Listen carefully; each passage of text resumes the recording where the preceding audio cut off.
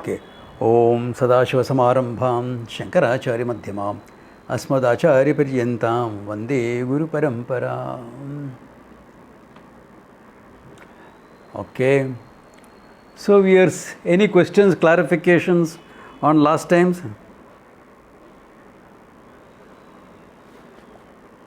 Okay. We said that he ended by saying, negate your false identifications and contemplate on Omkara. Omkara means Brahman, okay? Om is a name for Brahman. So either on Ishvara, if it is not clear enough, or Brahman. So a lot of time spent in contemplation. Okay? Remember the primary sadhana. We have had a camp on this.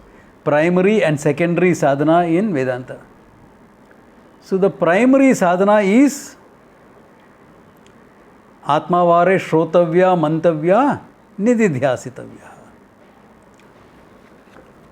Listening is fundamental. You may be able to do away with other things, but listening to the unfoldment of the truth is fundamental. Nothing can replace that. Even a Zoom class, okay, Zoom class is a poor substitute for real listening, okay? Yeah. It's a pure substitute, yeah.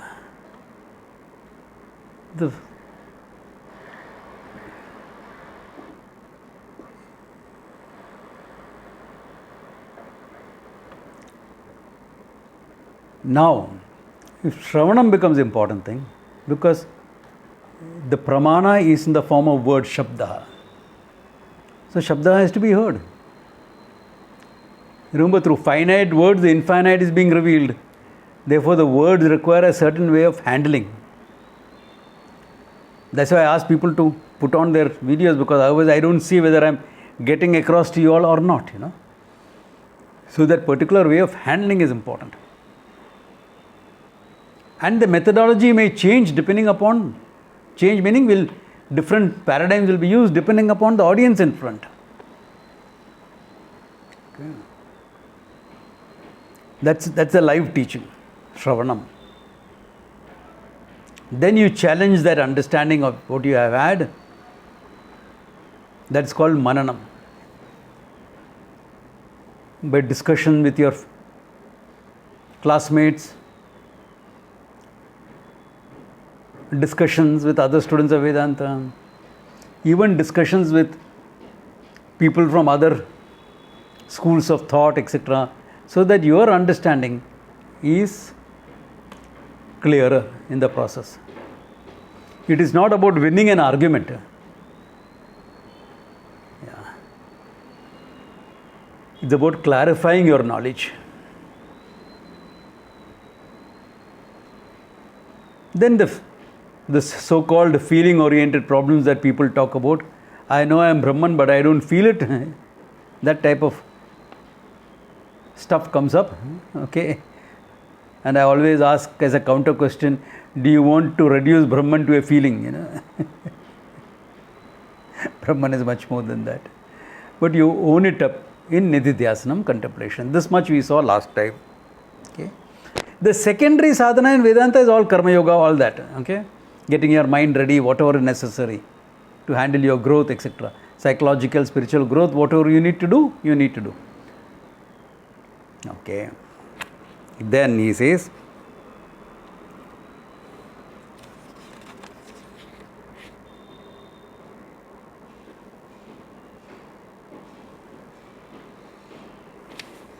okay, then he says, Setu Sarva Vyavasthanam. Setu Sarva Vyavasthanam. The Atma is the Setu. Is like a bridge, he says, for all functioning. The idea is it allows everything to happen. Not that the bridge connecting up two things. It is a basis for everything. So as the basis for everything, it allows everything to happen.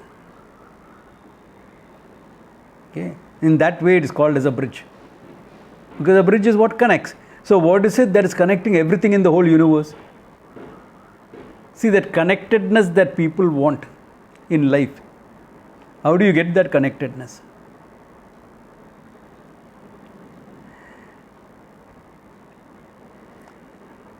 Minimum,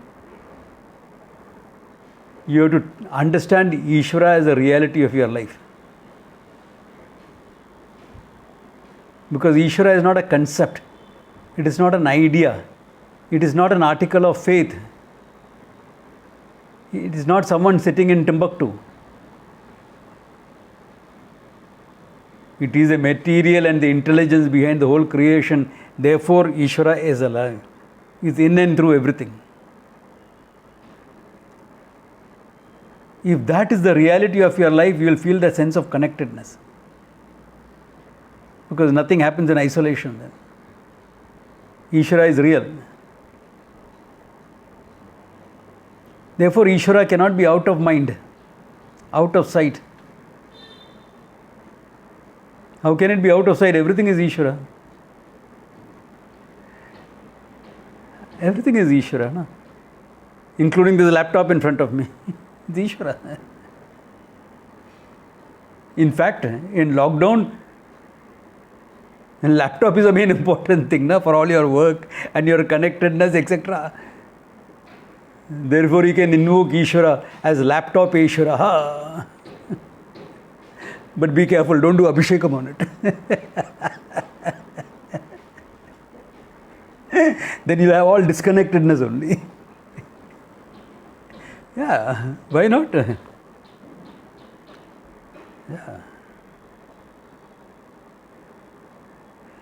So that is minimum requirement. Understanding Brahman as yourself, that Ishvara and you are not different. There is only one consciousness behind the whole thing. Makes it even more real.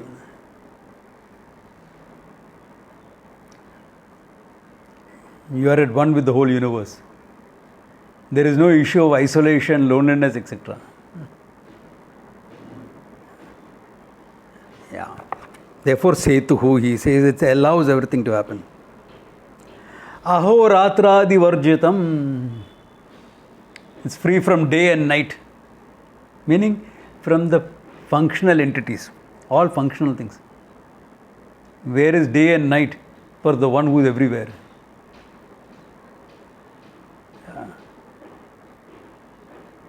Where is day and night? Day and night is at a given place. Once upon a time, the British Empire was so big that they used to boast the sun never sets on the British Empire. Now in summer, if you go to UK, you wonder whether sometimes whether the sun rises. For days you don't see the sun. In winter especially. You have to ask, does the sun rise on the British Empire?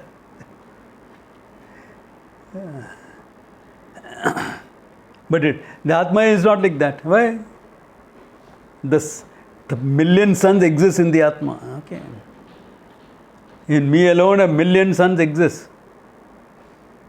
They are born and dying in me alone. I, the consciousness, pervade everything. Yeah. Therefore, ahoratradi varjitam tirveng urdhvam adhas sarvam. Spread all over. Up, down, everywhere. In fact, this is something that you can use it for meditation, for nididhyasana. Okay? Where is the consciousness? In me, outside me, above, below, everywhere. All over. In contemplation, you can use it for nididhyasana. Okay? Srag jyotir anamayam. Okay. Okay. Okay. Sakrit jyotihi. Sakrit jyotihi. Always of the consciousness. Always of the nature of consciousness. It is not like the mind, sometimes conscious, sometimes not conscious. In deep sleep, not conscious. Awake, you are conscious. Dreaming, you are conscious. In deep sleep, under anesthesia or coma, etc., not conscious. Sometimes it's conscious there. Unconsciousness, etc. Not like the mind. It's the nature of the self to be always a consciousness. Okay? Anamayam, free from any limitations, unhappiness, sorrow, guilt, pain, etc. The final freedom is here. From all your hurt, pain, guilt, etc. Relative you have to work upon at the psychological level. That's important. Otherwise your mind will not be able to understand that you are Ananda Swarupaha. That your Ananda will come filtered through your psychological pain. Therefore, some amount of work, psychological work you need to do. I know many of my students have done one-on-one. So, that psychological work has to be done. Then, total freedom comes where? In knowing the truth. Anamayam, free from everything. This is the self that you will contemplate upon. This is the nature of yourself. Free from all limitations. Okay. Then the knowledge becomes a fact of your life. It doesn't become out of sight, out of mind. Why? Because you never go out of sight. I is the first thing in the mind. After that only other things can come in. And what is that I? Satyam Jnanam Anantam Brahman. Okay, fine. Now what are you doing now? Now I am playing the role of a teacher, of a mother, of a father, of a friend, whatever. That roles can go on. That's a role. So every role will have some ups and downs. Because roles. That's what makes life interesting. No?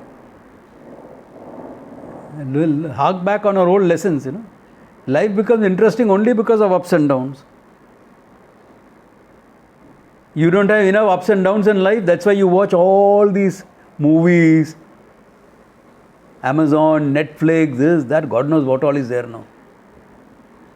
Yeah. Why? Not enough ups and downs in your life or what?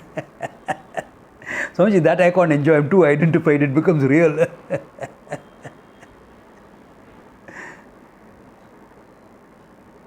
Yeah, but ups and downs only makes a movie interesting. Huh? Let me tell you my old story.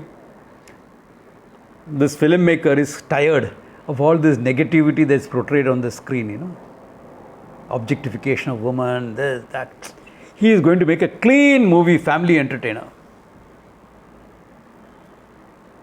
So the movie starts with a young girl growing up in a city. Beautiful, charming, good in sports, good in studies, a classical dancer, topper in school, joins a college. A couple of years ago, there was another boy in the same city. Again, he grew up in the same manner. Topper, good sportsman. There's a lot of sporting spirit also, not just competitiveness. Clean guy. He also joined the same college. They both of them meet in college. Both of them hit off very well. And the friendship blossoms into love. There is no third party on the scene. And when they go and tell their parents after graduation that they are fond of each other, they would like to get married, parents are thrilled. No parental objections. They get married. They have a child. In another part of the same city, another couple like this have had a child. Both the children grow up now, brilliant in studies and fine arts and sports and things like that. And as family tradition, both of them join the same college. Both of them meet in college. Again, no third party on the scene. No villain, no this thing. Parents are happy. that history is repeating itself. They get married and they have a child. And the movie ends with the shot of the 3 generations. Will this movie run? Super flop. The producer will have to sell a shirt. Why? No twist, no turn, no plot, no. ये क्या है ये?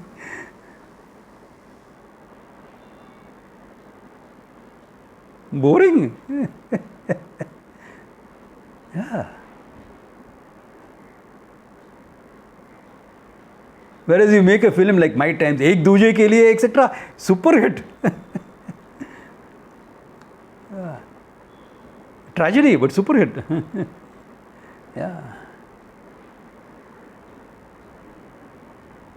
Or later, what was that? I mean, you all know what the latest movies are. I see movies in bits and parts, when I'm channel surfing. So I don't always remember which scene belongs to which movie.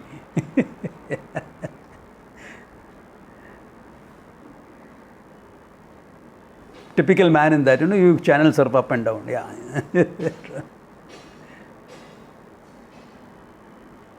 So, what I'm trying to say is that ups and downs of the roles that make your life interesting.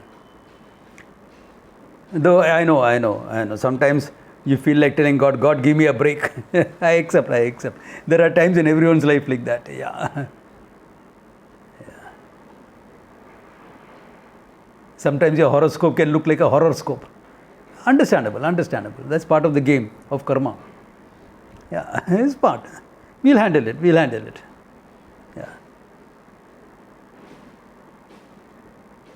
That's where friends, family, teachers, etc. are there to help you support and grow. So that every tragedy can become something where you can grow in. And that growth is possible all over. Yeah. And if you have dealt with those issues in your life,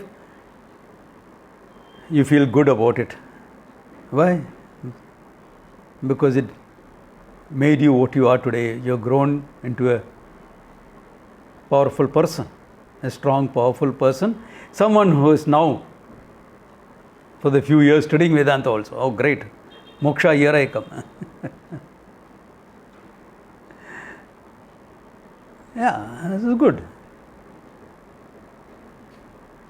And if you have not had many tragedies in life, that's called the challenge of the normal. How you lose normal things to grow. Okay, both ways.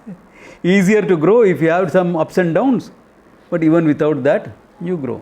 Okay. All right. Then you own up the truth in your contemplativeness, etc. And then what? After that, what? After that, enjoy life. Okay. What will I do after realization? Enjoy life. Live with Ananda. और क्या चाहिए? Yeah.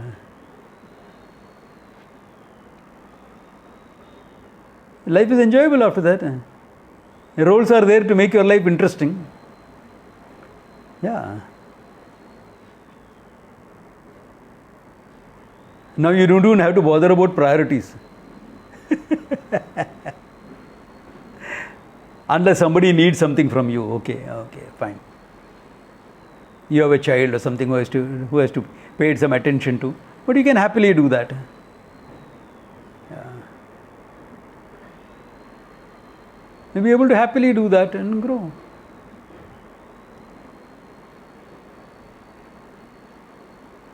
Swamiji, won't I become purposeless once I know the truth? Of course you will become purposeless. So what's the big deal about it? You have fulfilled all purposes. It is not the purposelessness of a person who doesn't know what he wants to do in life. It is the purposelessness of a person who has fulfilled the ultimate purpose in life. So if you want to do something purposeful, you can do things purposefully. What is the problem? Knowing that you don't do anything, you can do. Or study more, master the Shastras, become a teacher. Yeah, great thing to do. Because if people who know don't teach, people who don't know will start teaching. That leads to a huge confusion in society. Yeah. So better people who know start teaching. Yeah. But make sure you know it well. You know the methodology of teaching, the sampradaya of teaching. That's important. Yeah. So once you do that, you're fine. Live life joyfully. In fact, in one of the texts, the teacher gives an advice to the student who asks, how will I live after that? Says, Murkhavat acharet. Like the other fools in society, you also live.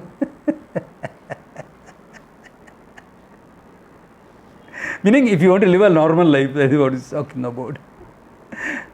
Murkha here is only intelligent, not dumbos, okay? Not idiots. Yeah.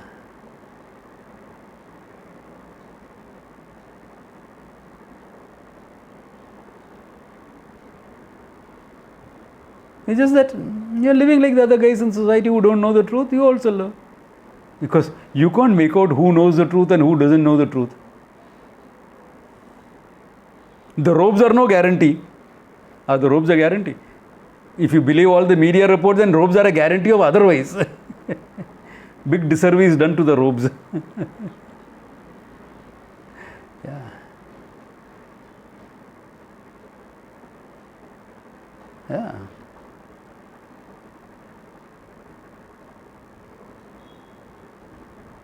And you have now other religions also wearing those robes, okay, to confuse people and convert.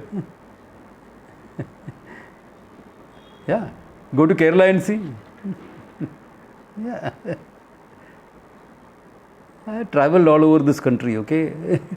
I still do. Last 2 years it has been less, that's all. But quietly I disappear here and there and find out things and come back. Because I don't rely only on what is put up on social media. No. I get it verified myself. Because I know social media, a lot of nonsense can happen. So always verify those things. Anyway, that apart. You live a life of fullness, of joy, of satisfaction. Okay, yeah.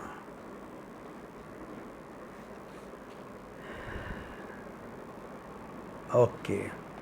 Then a little bit in terms of, he's saying what the Brahman you know will have to be like this. When you say you know Brahman, this is what we are meaning. Because in the Shastra, the word Brahman is used as an object of meditation, upasana. Upasana is different from nididhyasanam, okay? Upasana meditation is Saguna Brahma Vishaya Manasa Vyapara. In the field of Saguna Brahman, Brahman with forms, with gunas, meaning as a deity. Manasa Vyapara, your mental functioning, mental activities. So a Manasa Puja or meditating, this is a popular thing, you know. And now New Agers have also adopted traditional Hindu symbols. Mani Mantra course, worship Lakshmi. And they will give you a Lakshmi Gayatri.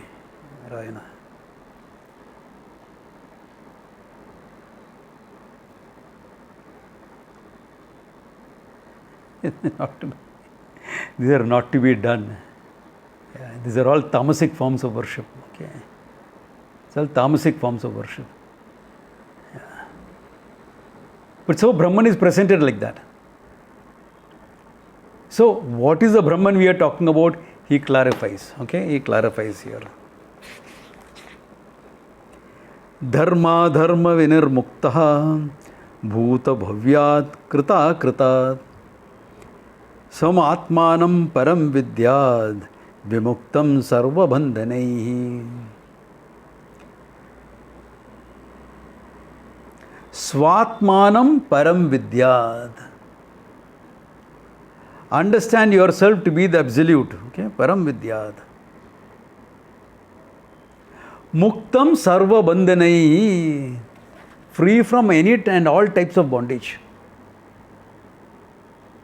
Some global bondages he is mentioning. What is that? Here it is, okay.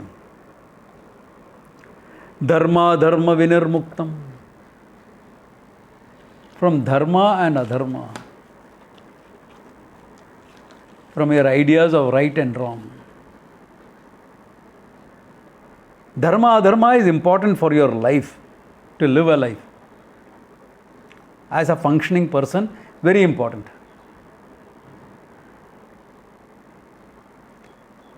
But the self is free from that. Yeah. Dharma adharma is not meant for the Atma. Dharma dharma is meant for the person, the individual functioning.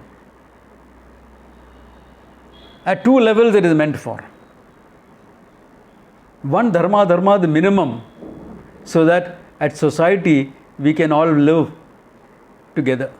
Because without dharma dharma, how we are going to live together? Without the rule of law, how are we going to even live together? So you need a common system where everyone follows, more or less at least. Yeah, you need that to function. Another aspect is for you to grow as a person. If you are committed to dharma, only then will you grow. What's the difference between you and a four-legged one? There is no difference. Dharma dharma, which is universal, which has to be applied to your individual situation. Universal in content, relative in application.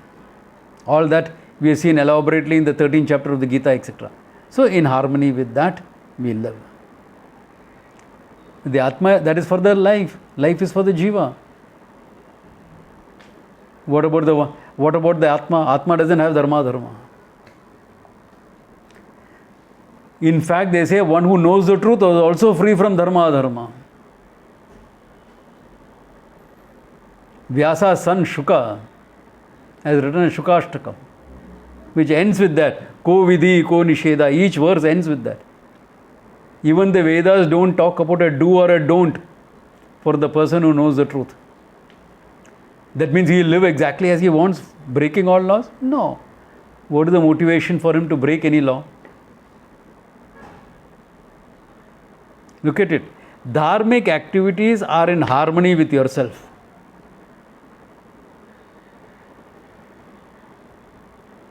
Not to hurt somebody. He is in harmony, na? Why do you want to hurt somebody? No, I feel like hurting people.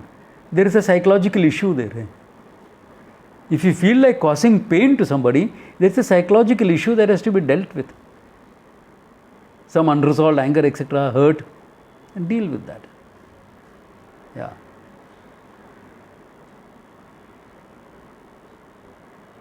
Otherwise, to help people is natural. What is your first instinct when you are walking on the road and see somebody in front of you falling down? To go and help. To give a helping hand. Help the person stand up. Yeah. I mean, it's natural. Therefore, dharmic conduct is natural until the ego interferes and does some problems with it. Ego interfering is generally desire interfering. Your desire for something is so strong that you want it by hook or by crook.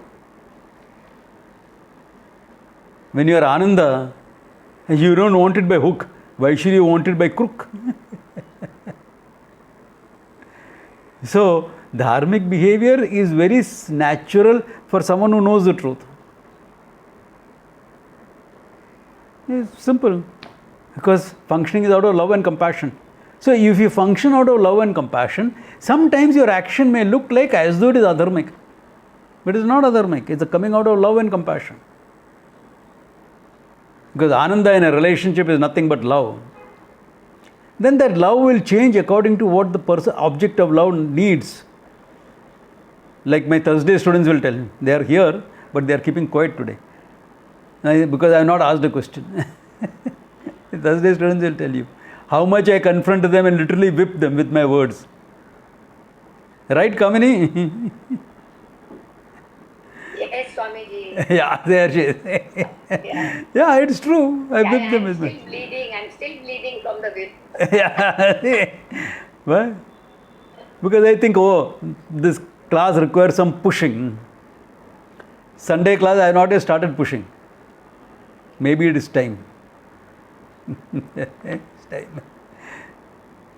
Then the Thursday students like Kamini, Manisha, Neeta and all will enjoy that. Arey, we went through this, now let us see others going through this. That is only if I feel that I have to push people to get them to understand better. Not otherwise. Not otherwise. Yeah. I don't need to do it otherwise. So, the person who knows the truth will naturally be dharmic. Adharma will not be there. But you are free from dharma. It's already fulfilled itself. You are free because that dharmic life has fulfilled itself in knowing the truth. Therefore, dharma vinarmukta. Bhuta bhavyat krita kritat. The Atma is free from past and future. The Atma, okay, is free from past and future. You as an individual has a past and a future, but the past doesn't condition you, nor the future worries you. Yeah. Past doesn't condition. You had dealt with the conditioning before you knew the truth. Now you know the truth, you are totally free from that. It remains as a background, so that when you want to give examples for teaching, etc., you will draw from your background. Where else are you going to draw examples from? Or somebody else's background who has come and talked to you without revealing identity, etc. Bhavyam, of course there is a future for the person who knows the truth also. Let us say he came to know the truth and establish himself in the truth by the time he is 50-year-old. There is a future. Not a worry or a concern. Why? For a karma yogi itself, there is hardly any worry. Then what about someone who knows the truth?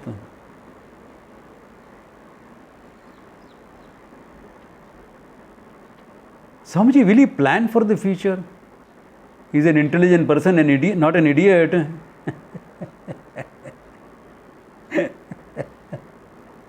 An intelligent person, not an idiot.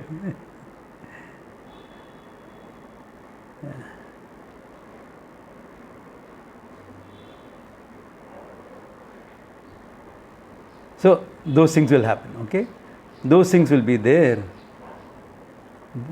But you are not conditioned by Bhuta Bhavya. The Atma definitely is not. Even your functioning self, you are freed yourself from that. Kritat, from what you have done and what you have not done. Omission and commission. Atma is ever free. But Swamiji, I killed people in life. You as a functioning entity has, not the Atma. As a functioning entity, pay your price. Be free. Pay your price and be free as a functioning entity. Yeah. As the Atma, you are never touched by it anyway. As the Atma, you are never touched. So where is the problem? Free, krita. Therefore, Swamatmanam param vidyat. Vimuktam sarva bandhanehi. Any other bondage you can imagine that you experience, even when you are experiencing it,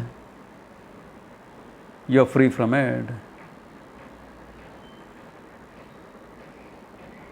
That's why I give you some classical examples of the wise people I have known, I have studied from. One was Tirthaji. Once he got an injury and he fainted from the neurological shock. So we lifted him up. It was difficult, okay, because he was a huge man. Yeah. His circumference and his height was the same.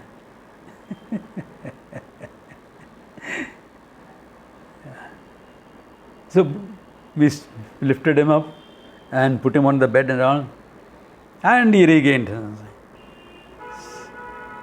Swami ji, are you okay? Maharaj ji, are you okay? सब ठीक ठाक है? आनंद ही आनंद.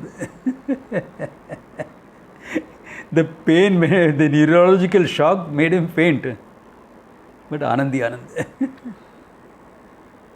Yeah. Or like Tarananda Giri. I told you all the stories. These stories show how, irrespective of what the body is going through, you are identified with the consciousness which is free from everything. I told you all this. I got a call from Coimbatore, from one of the students there who was a doctor. Can you come down? I said, yeah, what happened? Swamiji was not there in town that time. Swamiji had gone to States for 3 months. Yeah, sure. What's happening? What happened? I thought something has gone wrong with the course, something. Maybe the teachers require some help, God knows what. This happens sometimes. So, they said, no, nothing wrong in the course. But Swami Tarananda Giri is in depression. I said, who is the idiot who has made that diagnosis? I'll come down and give him a whipping first. Because my commitment to Swami Tarananda Giri rivals my commitment to Puja Swamiji, okay? So, no, he's sitting down, not doing anything. I said, but who was an idiot of a doctor who made this thing that he is in depression? And you as an idiotic doctor is agreeing to it. Have you ruled out all physical symptoms, all physical causes? Because you don't make a psychological diagnosis unless you ruled out all physical. So the only thing we have not done is done a scan of his head or this thing to see what is wrong. I said, please do it. I'm booking my ticket and I'll come down. So they found that the carotid artery had some blockages. The blood supply to the brain was limited. So he was put on medication, this, that, etc. And slowly the functioning came back. So in the presence of others, I asked him, Swamiji, what happened to you? He says, बुद्धि तो काम नहीं करता था, तो मस्त राम होके बैठ गया आनंद में. What can you do if your brain is not functioning? See, this is the height of a problem a human being will face. You are paralyzed, one side is not functioning, this, that, but your thinking is fine. No? But in things like Parkinson's, this, that, etc., when your brain is not functioning, that's the most difficult thing, challenging thing a person can face. And his brain is not functioning, less blood supply.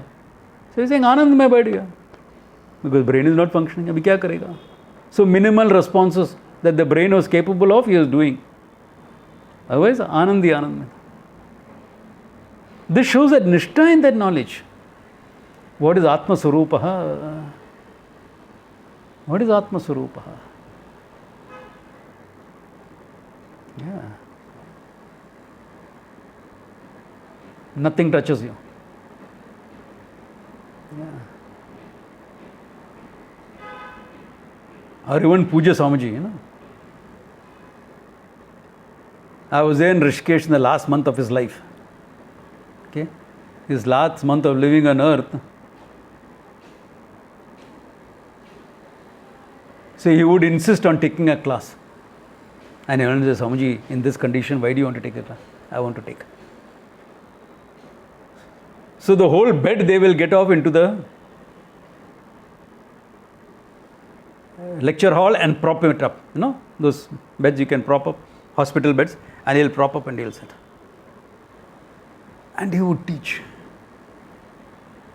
And I would tell all my Guru Bhais and Guru Bens who were there, this class is not for his devotees who are there. This class is meant for you and me. Look at him with that condition.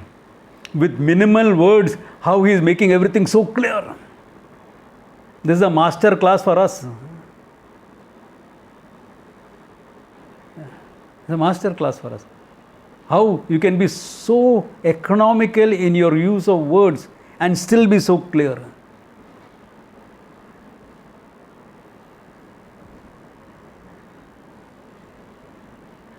Yeah.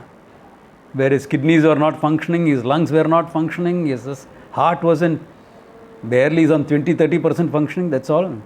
But the role of a teacher, no issues. Anandi Anand. This is my teachers. You want to see my students? Sahaya Sahab gets up in the morning. Things are not very good. So he has a cup of tea and says, I will lie down for some time. He lies down, says, Aham Brahmasmi, and it's gone.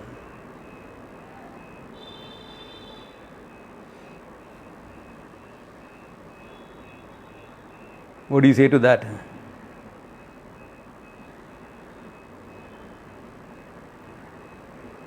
Or another student of mine, Commodore. He was my commanding officer in the Navy.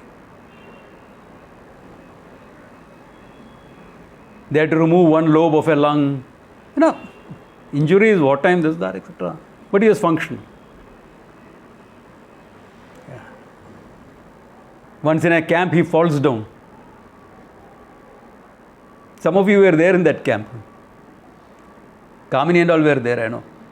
Anusha was also, I think, there. He falls down. His wife comes and calls me, I am in the next room. Swamiji, please come and help. My husband has fallen down. I help him stand. I said, what's paining? No, my hand is broken. I know it. So I also examined. He said, yeah, hand is broken. I make a sling for him.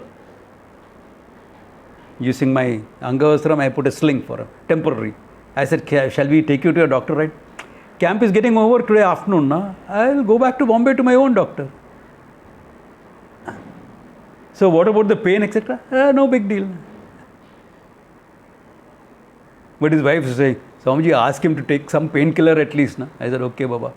I said, sir, for the sake of your wife, take something. He says, okay, give me something. He took it.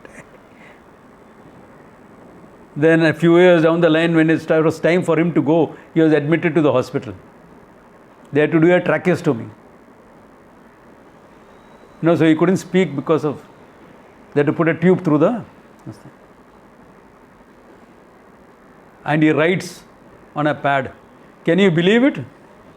I had to pay to get my throat cut. Even at that time he is joking. So I asked him, this is when nobody else was around, I asked him, sir, why are you hanging on? Because I know it's time for him to go. I know he also knows it. He's an old soldier. He has confronted death 100 times before in his life. He said, why are you hanging on? He said, there are a couple of people in my life who has not yet accepted the fact it is time for me to move on. The moment they accept it, I will move.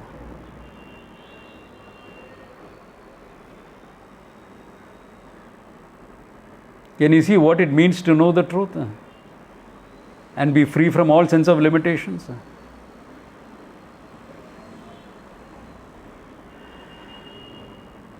I have given you my teacher's example, I have given you my student's example. Want batchmate's example? Brahma Vidyananda, who was conducting this in Rishikesh. Diagnosed with had a major heart attack, taken to the hospital. No, we have to do with this thing. His heart is in a very bad condition, etc. So how bad? No, we can't give him long to live. It's a majorly problem. Okay, no treatment. It's a major condition. Why should I prolong my life as a patient? Major condition. Within a week, he was off. Enough. I lived well, I known the truth. Abhi kya karne ka? He was my junior, by the way. Both in Vedanta and as a in number of years of birthdays celebrated. Yeah. Went off. हो गया. Job is done.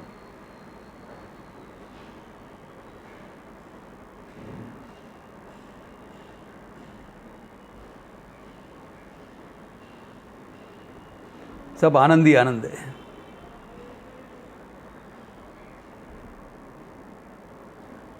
Are you all getting what it means to know the truth?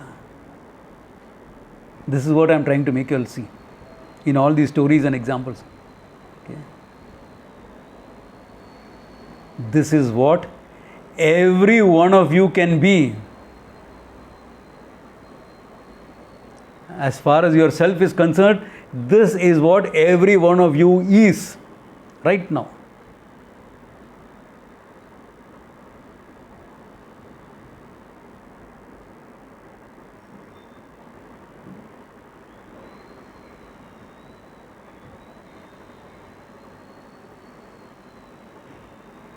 For the Atma to be free from everything, you have to do nothing. It's already free. If you have taken yourself separate from that, all you have to do is understand it. And that understanding will set you free. Know yourself, and the knowledge will set you free. Why? Because you are not this body or mind that you are talking about. You are that pure consciousness. This is just an instrument for you to function in life. Yeah, just an instrument.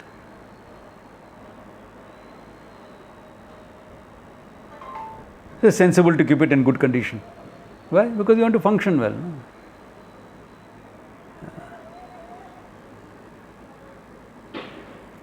Am I making sense to all of you, or just stories? You are listening to stories and going ahead. Yes, yes. Yeah.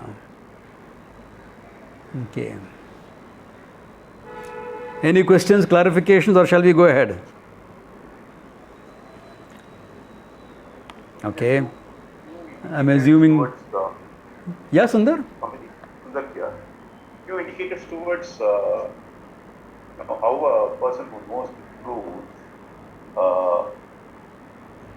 reacts or responds to the various events that are happening surrounding.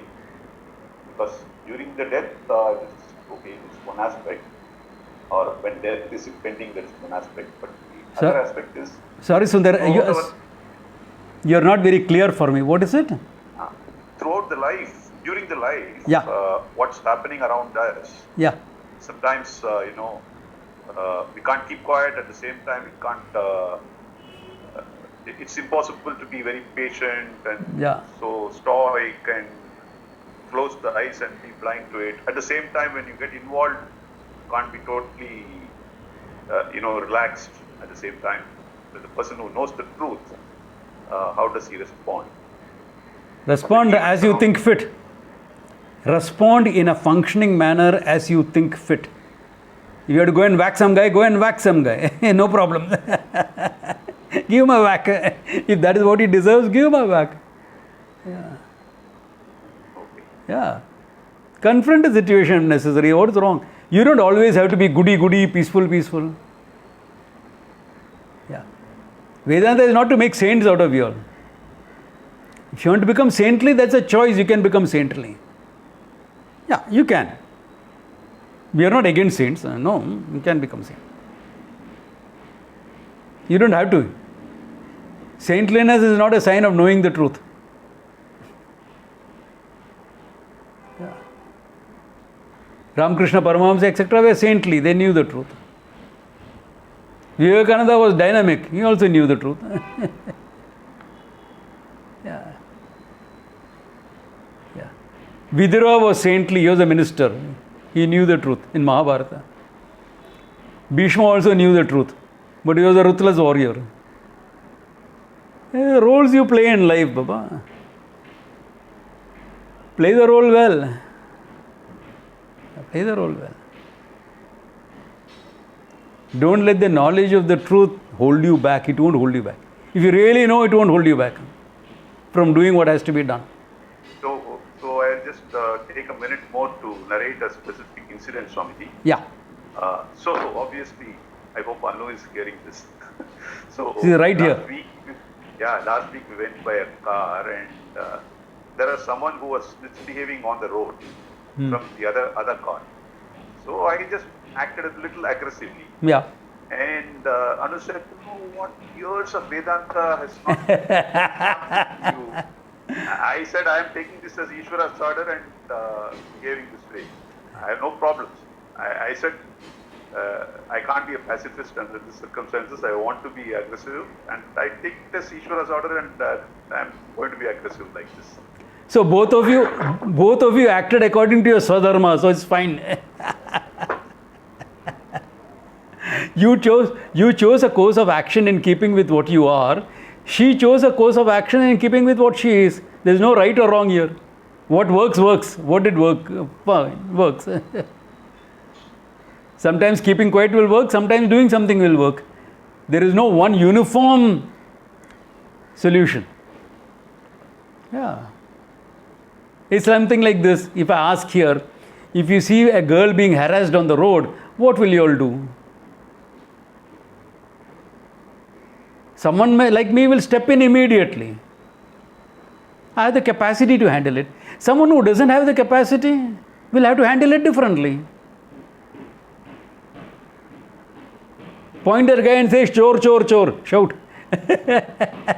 20 people will gather and hammer him up. I'm not joking, this is what will happen in Bombay. This is what I tell all the girls I know. Don't shout for help, saying somebody is attacking you. Then you may get one or two more people joining him. Shout, chor, chor. He's robbing you. Then you'll get all the self-righteous gundas joining in and bashing him up. And you quietly slip away. You handle situations according to what you are capable of. Yatha Shakti. But there is no situation where you cannot do anything. It's always something you can do. It requires an imagination to do that. To find a solution for it and do it. Does it guarantee work? No, nothing works. There is no guarantee for what will work and what will not work. There is no guarantee. Yeah. Because life doesn't come with guarantees. What works, works. What doesn't work, doesn't work. Fine. At least you have the satisfaction you tried to do what you could do. But that has got nothing to do with the truth. It has got something to do with the way you live your life. And the important thing is not to carry that baggage inside. Leave it there and go ahead. Go ahead with your life. Be pragmatic enough. Do what is pragmatic. Leave it there and go ahead with your life. Any other questions or clarifications? Yes, sir. Yes, Ashok. Sir, this page 198, 23rd verse. Oh my God. You're going back in history. Okay. 198. Page 198, right? Yeah. Verse which one? 23. Yeah. Shari Radhi Tapa Kuryat. There, the English translation, last sentence, it is not very clear. The sentence is, the controlling of the mind and the emaciating of the body in different seasons should be undertaken. Do you really want to do it? That's why I asked the question. See, it is referring to tapas, what a student does. Acha. Okay? Like, alright, you have been exposed to the southern this thing, for example. Okay. There is a Margari Masam in south. Yeah, I know that. You know, that's why I said, okay? I mean, you are born in a different culture, but you are associated with that culture now. Yeah. So, what do you do in Margari? Something I do, I am not remembering. Okay.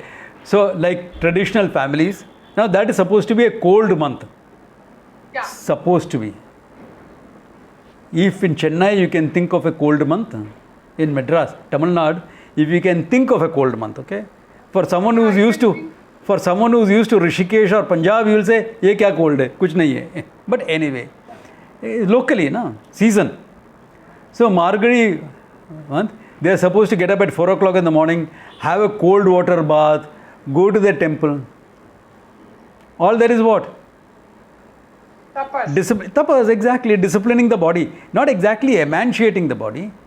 Yeah, disciplining the body. Ekadashi fasting. Yeah. What is that? I mean, I know many South Indian families, even now, I don't know about North Indian families so much. There, many of these practices have gone off because of the influence of foreign invasions and everything. Ekadashi, everybody fasts. Of course, nowadays, they all start eating some fast food. Yeah, some don't drink water also. Yeah. That is only for Nirjala Ekadashi, Bhima Ekadashi that they call. Nirjala Ekadashi, Yeah, yes. or Bhima Ekadashi. Remember, it was Bhima. Bhima's Ekadashi. Bhima, everything is extremes. Bhima, everything is extremes. When he eats, he'll eat enough for 5 people. And when he fasts, he will not touch water also. Bhima Karma. He was like that. Yeah. Okay, okay. So, accordingly, that comes in. Okay. So, this is what the tapas is about, according to seasons. Acha, like that. Yeah, Okay. exactly. Yeah. I asked. Swamiji. Yes, sir. Okay. Yeah, Karthik? Sorry, just one clarification here. When we say, as much as a jnani is, decoupled from the body, at the same time, there is also that a jnani has sarvatma bhava. Correct. Is that for the vyavaharika functioning, No. or is it something deeper? No, see, Sarvatma Bhava is not for Vyavahara. I can't function that I am everything and function. I am everything is knowledge, understanding at the back of the mind. Functioning, I am functioning as a human being. No? So, Sarvatma Bhava is in your understanding. Just imagine, I yet to meet somebody like that. A soldier who knows the truth. Yes, Sarvatma Bhava. The terrorist who is coming against me is also me. As consciousness, we are one and the same thing.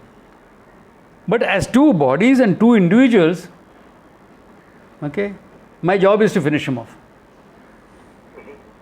Are you getting that? It's a double level thing, One is at the absolute level, which is your knowledge. One is a functioning level. And you straddle both the worlds comfortably. I see. Thank you, sir. Yeah.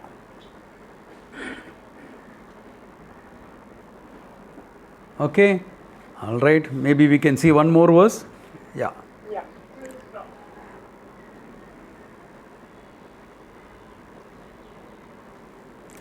Akurvan sarvakrit shuddha तुष्टन्यत्येति धावतः मायया सर्वशक्तित्वात् अजः सन् बहुधा मता.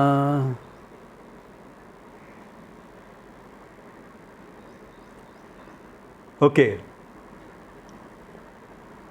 This is what, because of verses like this, they think Vedanta is highly contradictory. It is not. It is contradictory only to someone who doesn't understand. Okay, like here. Akurvan. By the nature of the consciousness is what? Akurvan. Akarta. Doesn't do anything. But looks like he is doing everything. Looks like the person is doing everything. No? Sarvakrit. Consciousness does nothing. But from where has the whole creation come? Tasmad etasmad atmanaha akasha sambhutaha, etc. The whole universe has come from the same thing. So who is the one who has manifested everything? Brahman itself. What is he? Akarta. Through Maya Shakti, it appears as though Brahman has manifested everything. Itself does nothing. Akurvan sarvakrit shuddha. Untouched by anything that happens. Why? Can the snake contaminate the rope? No. Yeah. The snake that you see on the rope, okay? Yeah. Oh, I saw a snake there. Now this rope has to be cleaned properly. Abhi kuch poison रहेगा उसमें. Even a fool doesn't do that.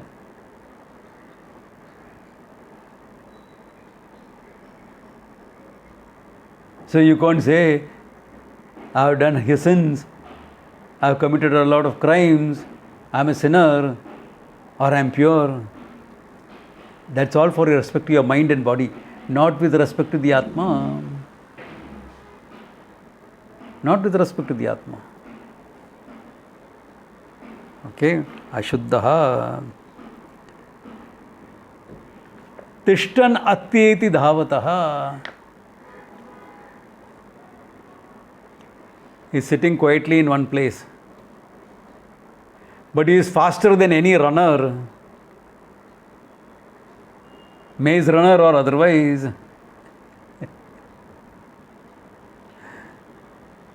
Why? He is faster than the fast and furious. He is faster than the mind. Why? The mind moved to some place and finds what? Consciousness is already there. Instantaneously, the consciousness is there in every place and time. This is what he tries to portray in that old book.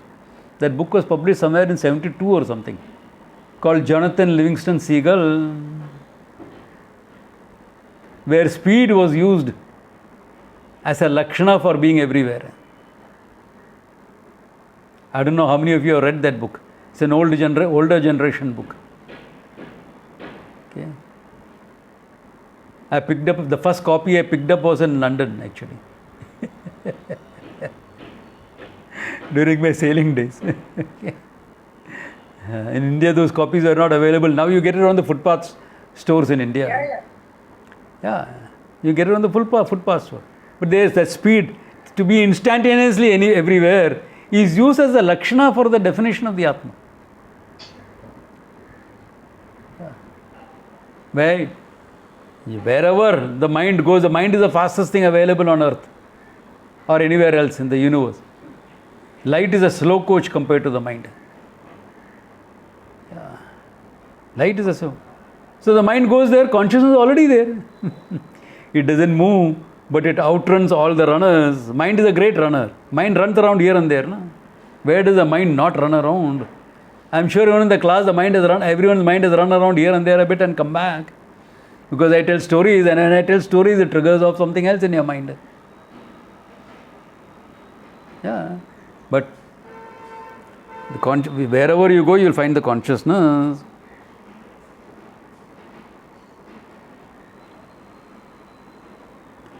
Ajaha san bahuda mata, itself unborn, unconditioned by time and space.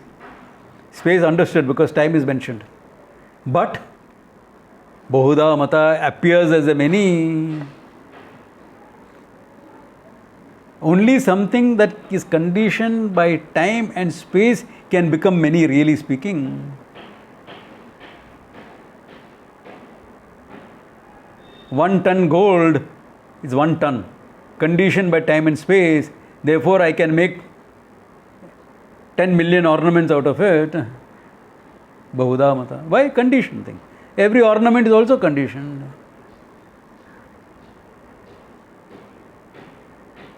But here, unconditioned by time and space, but appears as the many. That's why it doesn't become the many, it appears as the many.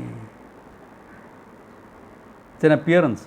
Why? Because he says, Maya Sarva Shaktitva. It has all powers through the power of Maya. All powers it has because of Maya Shakti, he says. It's Maya Shakti that gives all the powers. And what is Maya Shakti? That which is not really there.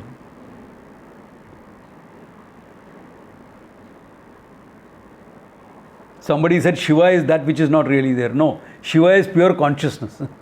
You can't, that champion was applying the definition of Maya to Shiva. Shiva represents pure consciousness and Shakti represents Maya. And Maya is presented as that which is not really there. Why? It doesn't exist independent of Brahman. It doesn't exist independent of Brahman. Therefore, not really there as a separate entity. And what does it do?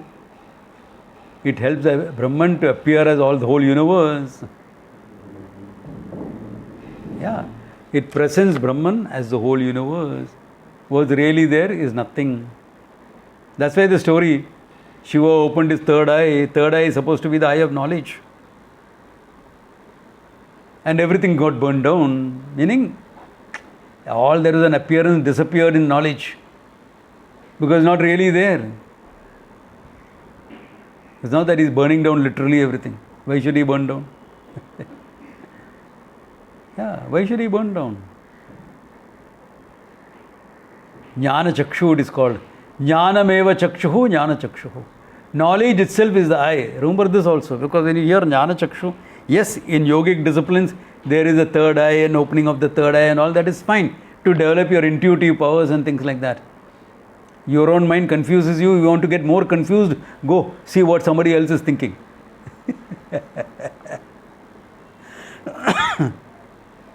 So if you don't have clear thinking and you develop the third eye, what will happen? You are confused with your own thinking, now you will get confused with other people's thinking also. Previously you could behave as a friend with that person because you didn't know what he or she was thinking about you. Now you know. What do you know? It's a stray thought, Baba, nothing more than that. It is only a stray thought. Don't take it too seriously. Would you take it seriously? And it becomes a problem. No. So be careful, okay? When you do all these disciplines. Disciplines exist, okay? Yeah. But here in Vedanta, we say, Jnanam eva chakshuhu, jnana chakshuhu. Knowledge itself is the eye. My old example. A young kid walks into the class. I think, oh, what a fair kid is this. But there's a doctor sitting there who says, oh my God, what an anemic kid. Both of us saw the fair skin, that's all.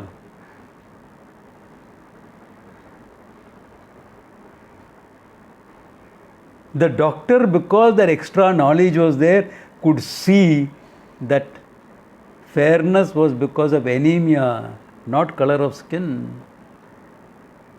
It was paleness. He was pale face. Whereas the other public thought fair. Therefore, what made the difference in understanding? Jnanam. Jnanam eva chakshuhu.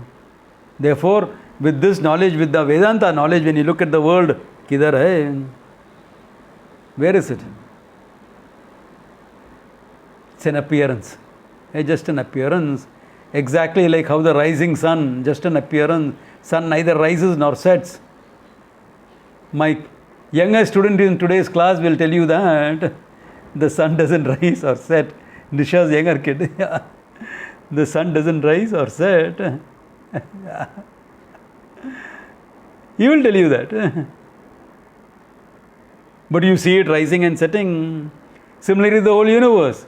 You will see rising and functioning, but is not really there. Therefore, that is Maya's job. That makes the world appear. And what is the job of knowledge? To make it disappear when you are seeing it. To make the world disappear as you are seeing it. It is not why? It is not really there. It is there, but not really there. It's available for your functioning, but not really there. Yeah, it's available for functioning, but not really there. So many things in life are like that. Available for functioning, but not really there. Your idea of time, rising sun, setting sun. You go all the way to Kanyakumari to see sunrise and sunset. I remember once, some years back, I took a photograph of sunset and put it as my display picture on my phone. I think you call it display picture, no? No, on my screensaver, on my phone was that. So people said, hey, where is it? Kanyakumari? I said, guess again. Must have been something like that only. I said, Bombay mein, seashore.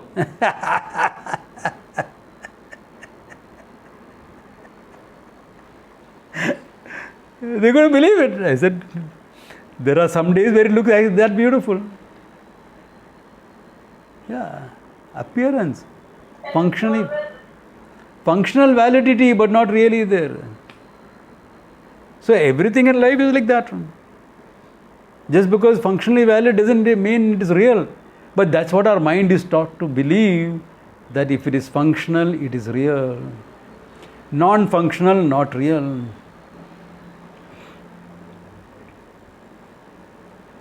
But in the eyes of Vedanta, everything is mithya. Functional and non-functional, both are mithya. Go back to that 4 definitions of mithya I put up in this group. It is all there. Unless you erase that also by erasing everything. Because one blanket erasing, not forgetting what to star and what not to star. It is all there in the group, 4 definitions of mithya. Go back and have a look at that. Yeah. So you will see that the whole world is not real. It's an appearance. Some of it functionally valid, some of it not valid. But life goes on. And what are you? That limitless consciousness, untouched by anything. At the same time, you can enjoy the life. Exactly like how you go to enjoy a sunset or a sunrise.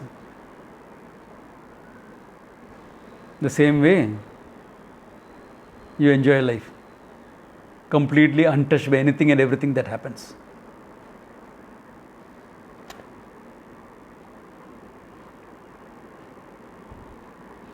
Clear about this? So Swami, this, can I ask something? yeah, shoot. I'm just stuck here, so I just want to clarify. I hope I don't upset you, but I just want to clarify this. When we say the rope and the snake, so all the properties of the rope that is the properties of the snake. The properties of the snake are the this thing of the rope. The size of the snake is the size of the rope. Same, the whole thing goes like that. So when Really? Maya and Really? If all the properties of the snake were the properties of the rope, you wouldn't see a snake. then we see the rope. Exactly. So what is it that you see extra there? That is your projection. The length of the snake, yes, is the length of the rope. The feel of the snake is the feel of the rope. Everything else is your projection, isn't it? So when we talk in terms of Maya and Satya, The projection. then the gunas and all that, then how do we explain the gunas of the Maya and the Yeah. position So of- that is what is mithya. All the gunas are mithya. Okay. Yeah, all the gunas are mithya. Gunas are not satyam. Satyam jnanam anantam is satyam. Everything else is mithya. Including the gunas of Maya. Okay. Including ignorance and knowledge.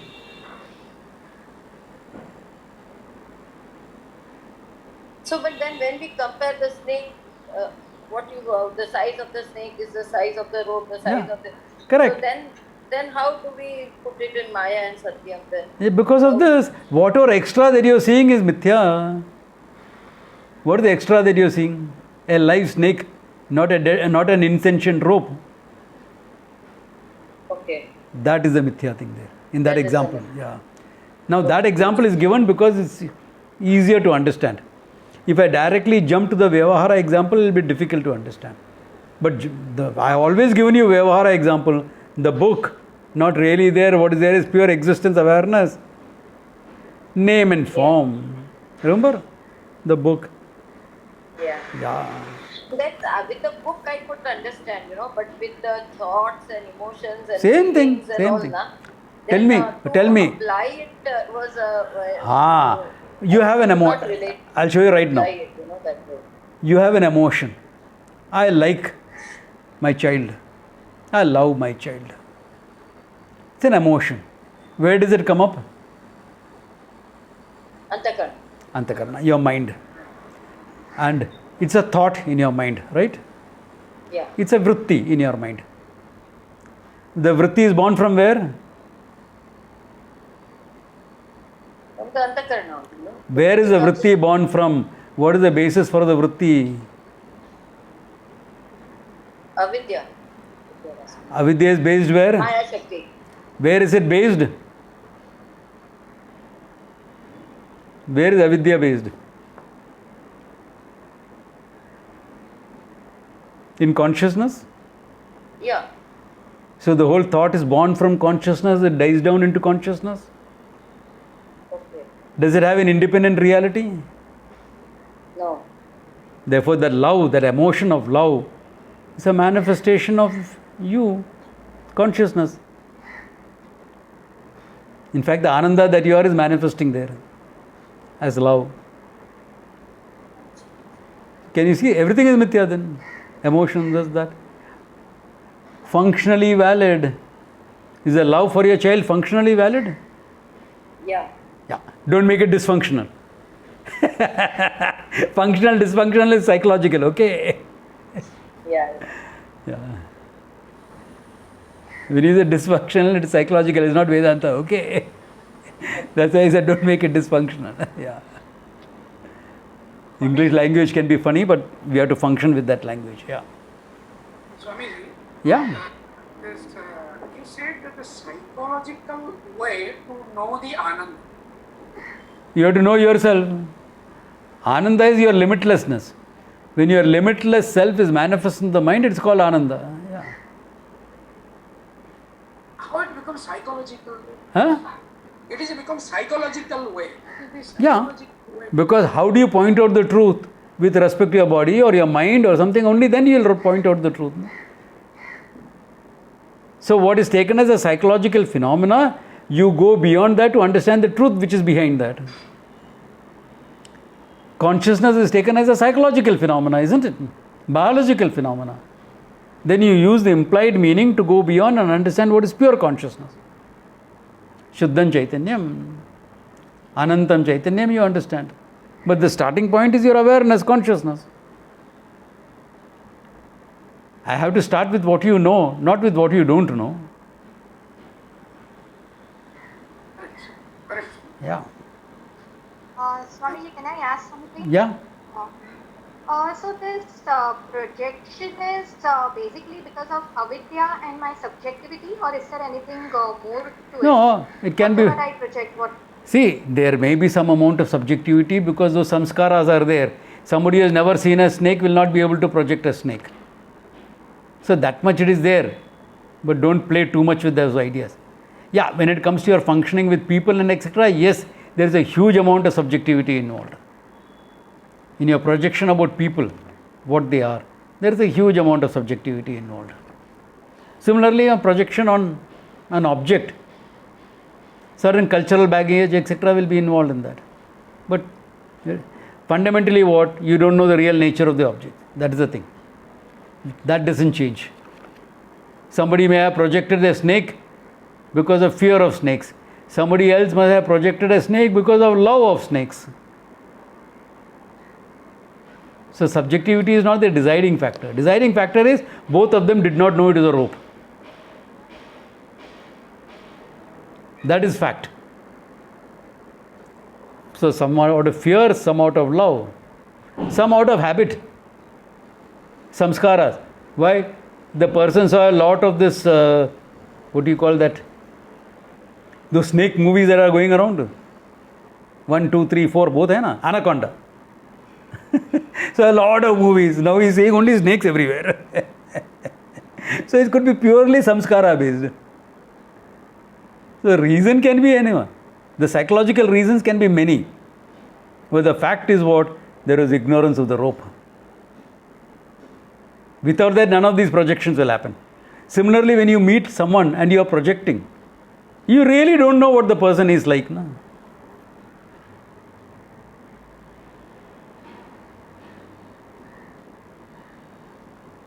In fact, every falling in love is a projection.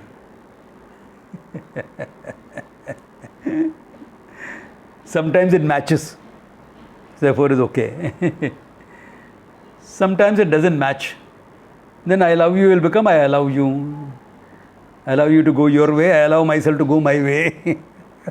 It's okay. Okay. Sometimes you manage to work a working relationship. Okay. Whatever. That's life. You make the best of what you have. Or you walk away from anything. Yeah. Either way is fine. Yeah. Good place to stop. Think about all this. So next Sunday we'll meet again for this. Okay. Om Tat Sat. Om Tat Sat. Take care. Thank you.